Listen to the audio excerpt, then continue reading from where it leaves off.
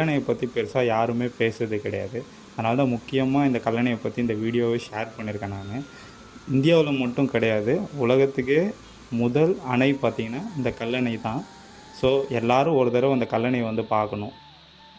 அதே மாதிரி சோழர்களை பற்றி பேசும்போது ராஜராஜ சோழன், ராஜேந்திர சோழனை பற்றி நம்ம நிறைய ரிசர்ச் பண்ணுறோம், படிக்கிறோம், பேசுகிறோம். ஆனால் இவங்க எல்லாருக்கும் முன்னோடியான மாமன்னன் ஆதித்த கரிகாலனை பற்றி பெருசாக யாருமே எதுவுமே பேசுறது கிடையாது. அதனால தான் பர்சனலாகவே இந்த வீடியோவை நான் ஷேர் பண்ணியிருக்கேன். ஆதித்த கரிகாலனையும் பற்றி படிங்க, அவரும் என்னென்ன பண்ணியிருக்காருன்னு கொஞ்சம் ரிசர்ச் பண்ணி பாருங்கள்.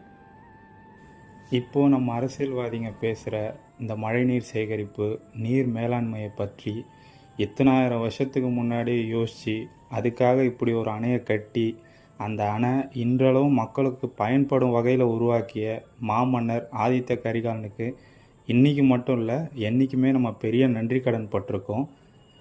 ஸோ